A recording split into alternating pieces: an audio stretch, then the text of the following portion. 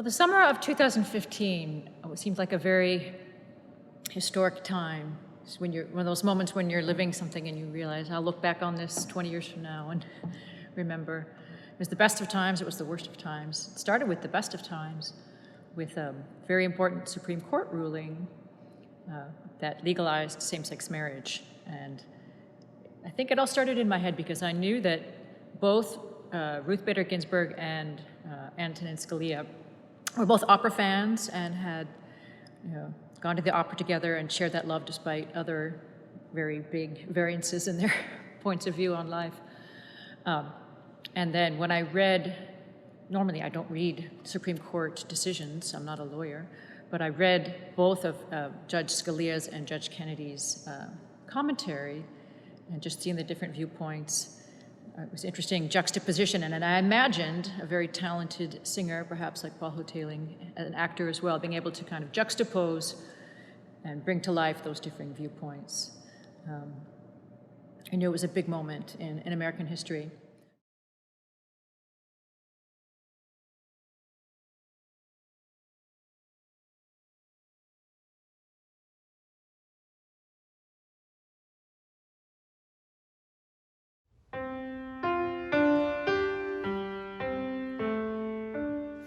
From the beginning to the most recent page, the annals of human history reveal the transcendent importance of marriage.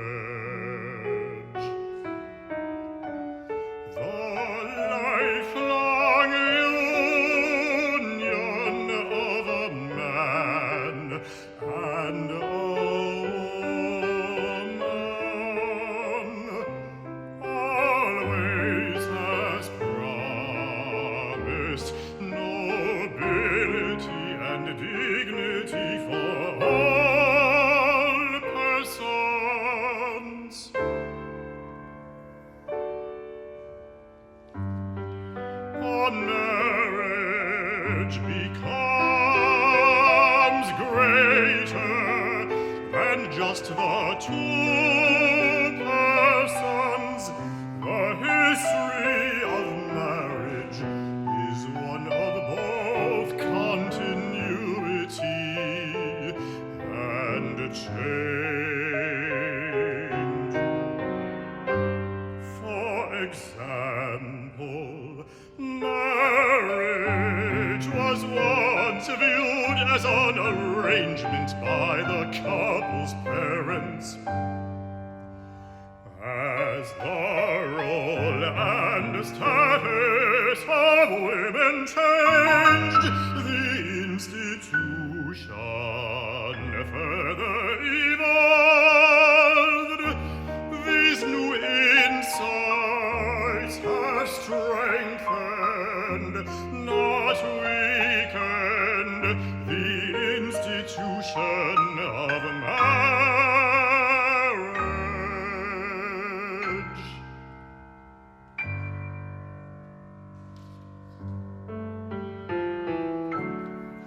The court in this decision holds same-sex couples may exercise the fundamental right to marry in all states.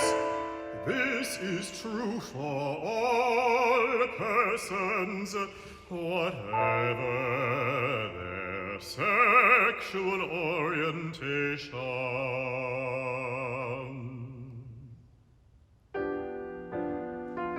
The right to marry is a fundamental right inherent in the liberty of the person under the 14th Amendment. Couples of the same sex may not be deprived of that right, and that liberty, it is so ordered.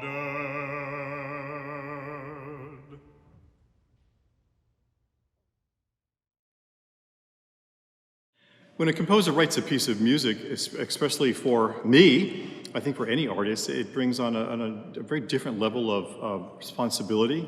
And with every measure that I sang of these pieces, I wonder what Linda was thinking. Did she hear a certain color in my sound? I mean, the texts were so profound, and we talked about them at length because that summer of 2015, so many both terrific and powerful and profound and profoundly disappointing and tragic things happened. It was quite a whirlwind of emotions for, I think, all of Americans in that summer of 2015, in the midst of which was the joy of Linda's wedding. And then came the idea for these songs. But it's very special to sing music that you know somebody wrote with your sound, with your personality in mind. And these are, I feel greatly honored because Linda chose important and profound texts, and I think for the bulk of my career, people think of me as jumping around the stage, and I'm usually playing a leprechaun or something like that. And there's nothing Gilbert and Sullivan-like about these songs, or like most of the roles that I sang on stage. And yet these are art songs, yet there's a deep and rich theatricality to them. And they were so special to bring to life. And again, I go back to the word, a different type of responsibility and a different type of honor when you know that somebody was thinking of you, of me. Linda was thinking of me when she wrote these songs, and therefore with every measure I sing, I'm grateful that she trusted me with these texts and trusted me with her musical vision. And it's just a real special treat, a real honor to pay tribute to that summer, to all both the good and the bad, pay tribute to the good and commemorate the awful things that happened all through my friendship with this marvelous and brilliant soprano and composer.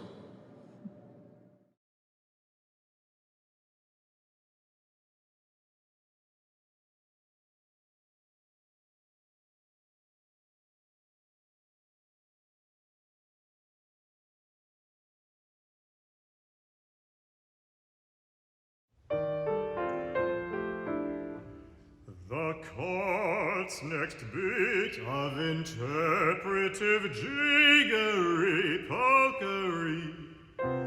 I join the Chief Justice's opinion in full. I write separately to call attention to this court's threat to American democracy. The substance of today's decree is not of immense personal importance to me. The law can recognize as marriage whatever sexual attachment and living arrangements it wishes. It is of overwhelming importance, however, who it is that rules me. Today's decree says that my ruler and the ruler of 320 million Americans coast to coast is a majority of the 9 lawyers on the Supreme Court. This practice of constitutional revision by an unelected committee of 9 robs the people of the most important liberty they are asserted in the Declaration of Independence and won in the Revolution of 1776 the freedom to govern themselves until the courts put a stop to it. Public debate over same-sex marriage displayed American democracy at its best.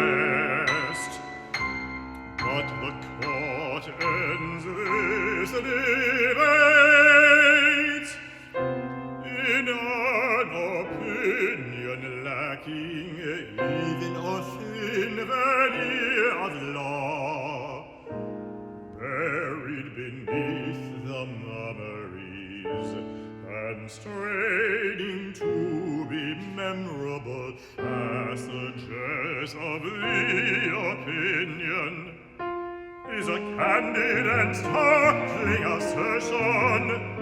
The Bill of Rights and the 14th Amendment did not presume to know the extent of freedom in all of its dimensions. Judges are selected precisely for their skill as lawyers. Not surprisingly, then, the federal judiciary is hardly a cross-section of America.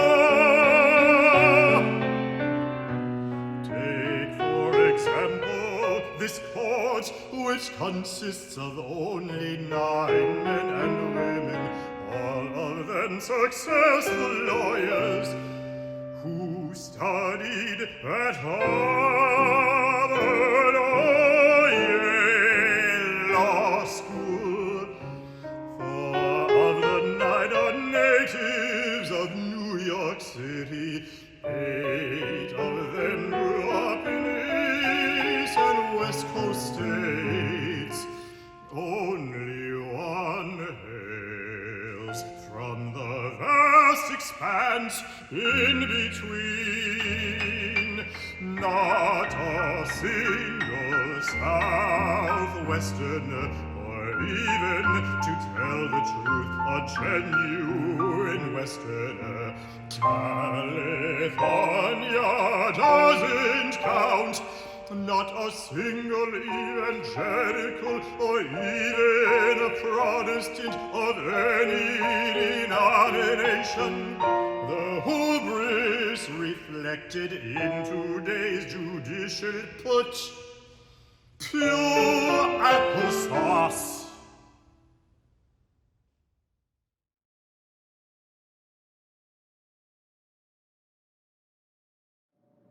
So the title for the work is an obvious homage to Samuel Barber's Knoxville, summer of 1915, which is a beautiful work I used to perform a lot and felt a strong connection to.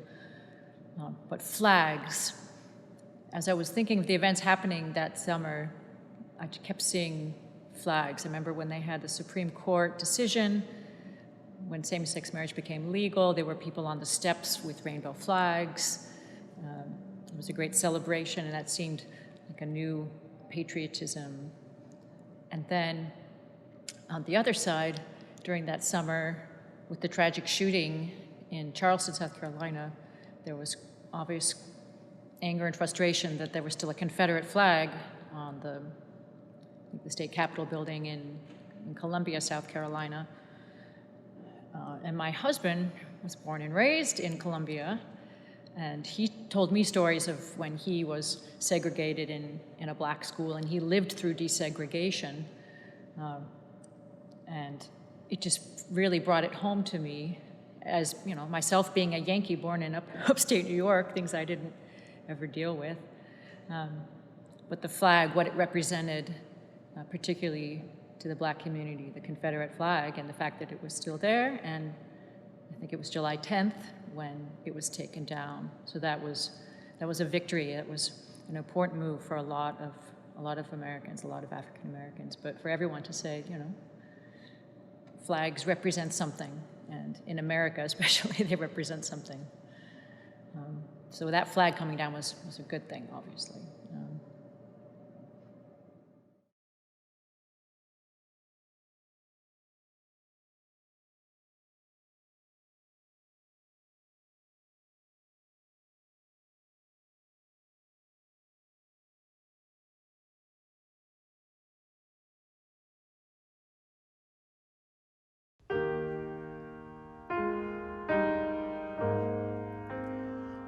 Members of the Senate, I heard our president sing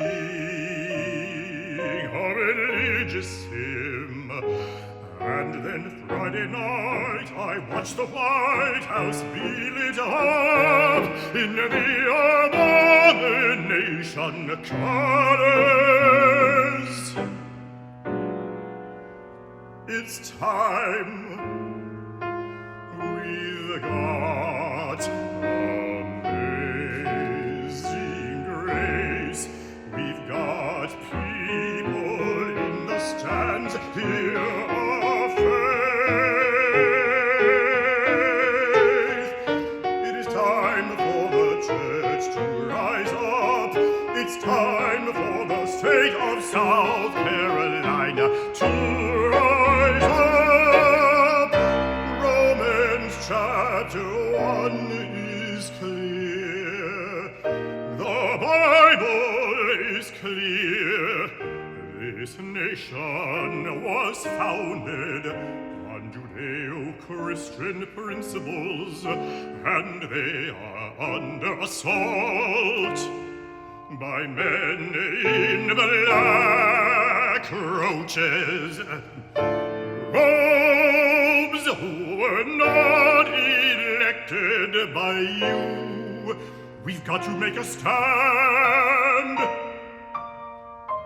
Our governor called us in to deal with the flag that sits out front.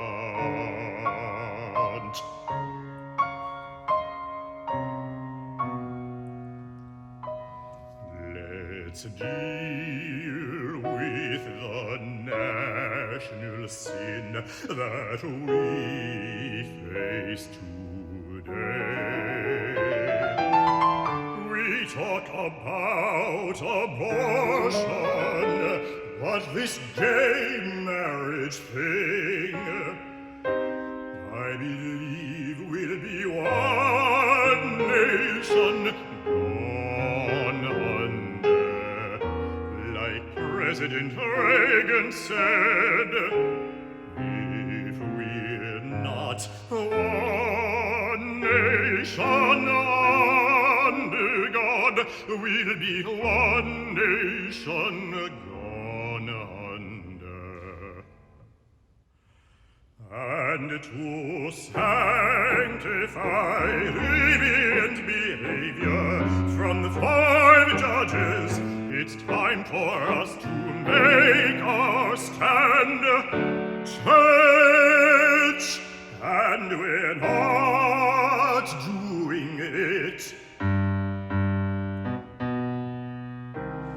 We can rally together and talk about a flag all we want, but the devil is taking control of this land, and we're not stopping him. Now I believe that Christ teaches us to love the homosexual, but he also teaches us to stand in the gap against sin, and we need to make our stand.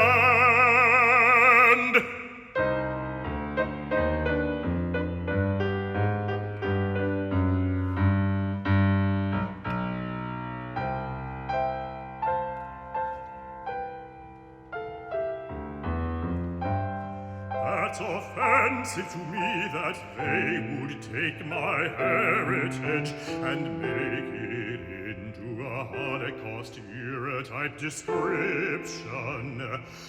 I find that very offensive, and it's not true.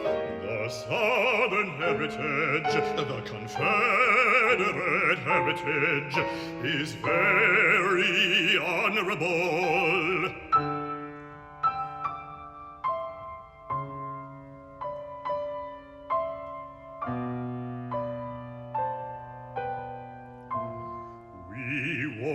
change history by removing the flag.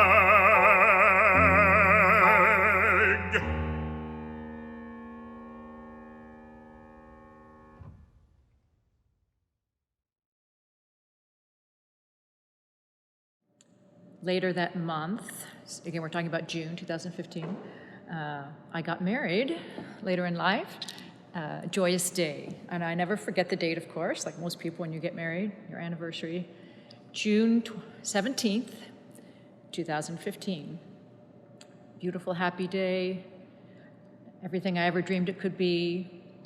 And then when we went back to our hotel room after the final reception, we found out that 9 people had been killed in a mass shooting in Charleston, South Carolina. And it was just really heartbreaking to have that news, despite having a wonderful, happy day, just to feel what loss and what a tragedy for all those people, the African-American parishioners and Reverend Pinckney there, just practicing their belief, shot by a stranger who hated them for no reason other than that they weren't white, impacted me greatly. And like many people, just couldn't really come to terms with it, how that could happen in our country in this day and age.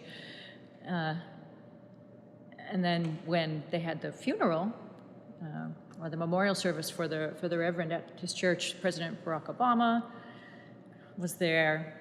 And I'll just never forget when he started singing Amazing Grace. And everyone in the church rose to their feet. And it was just a moment when I felt like the country was being lifted up. And I'll never forget that. And I've never heard a president sing, I don't think, before that either. So that kind of, again, led to some of the thoughts that brought this piece to life.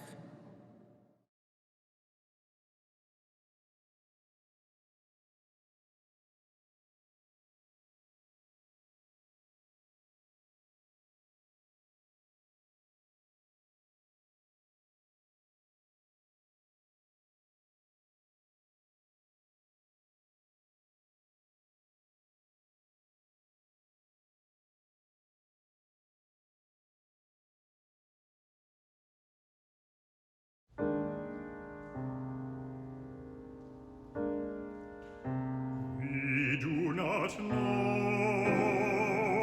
whether the killer of Reverend Pinckney and 8 others knew all of this history. But he surely sensed the meaning of his violent act.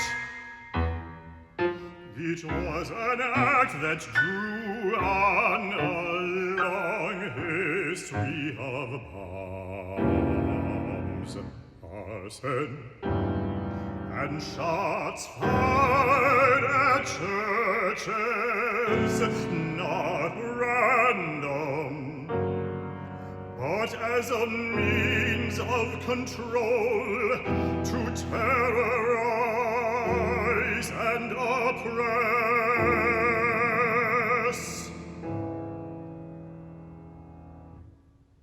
An act that he imagined would incite fear and recrimination, violence and suspicion.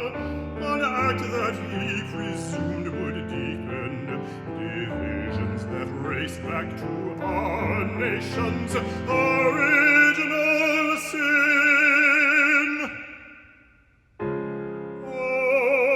But God works in mysterious ways. God has different ideas. He didn't know he was being used by God.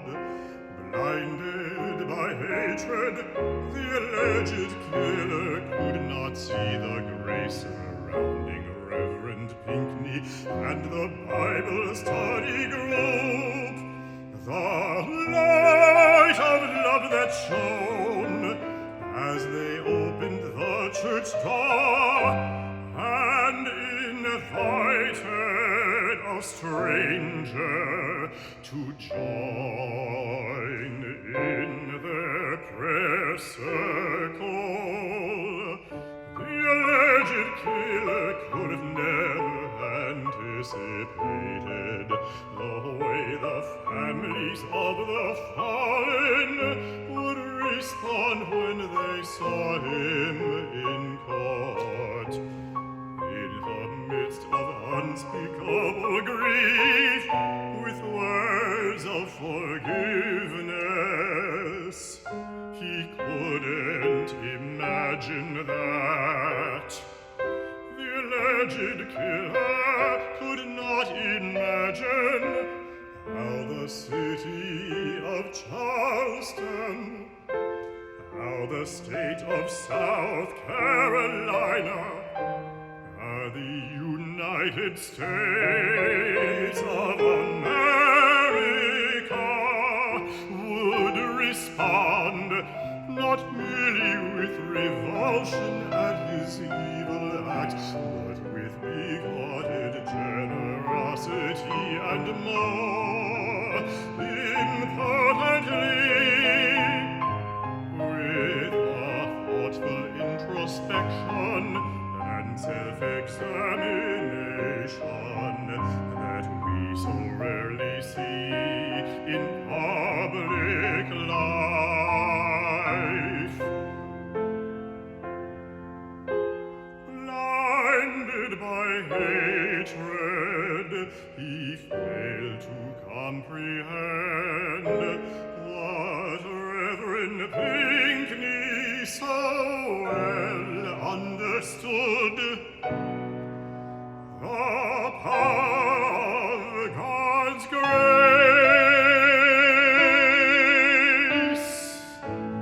For too long we were blind to the pain that the Confederate flag stirred into many of our citizens. It's true, a flag did not cause these murders,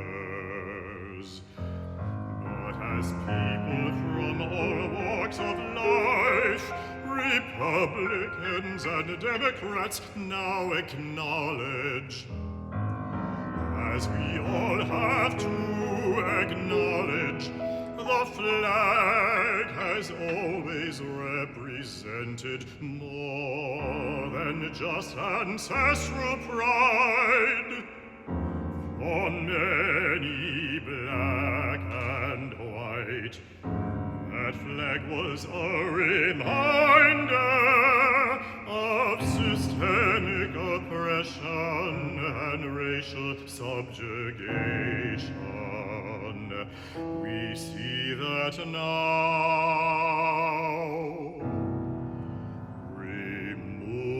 Removing the flag from this state's capital would not be an act of political correctness. It would not be an insult to the valor of Confederate soldiers. It would simply be an acknowledgement that the cause for which they fought, the cause of slavery, was wrong. The imposition of Jim Crow after the Civil War, the resistance to civil rights for all people was wrong. It would be one step in an honest account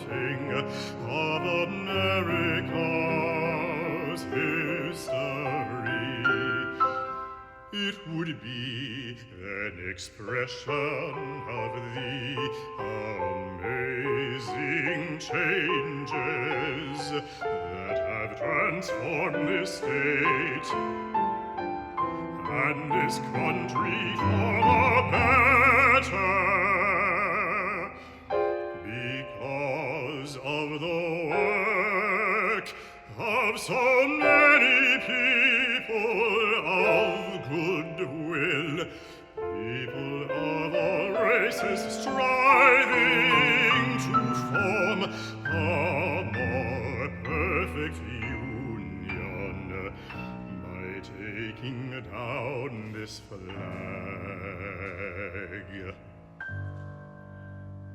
We express God's grace.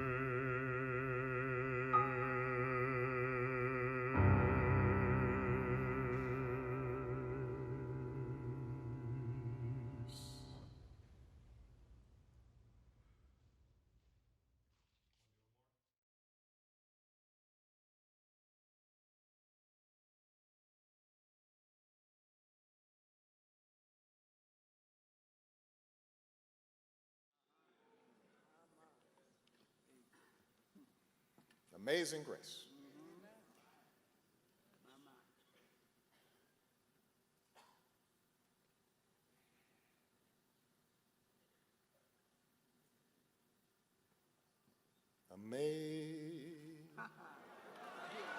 Amazing grace.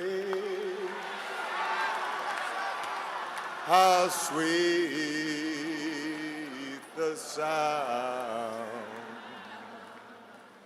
that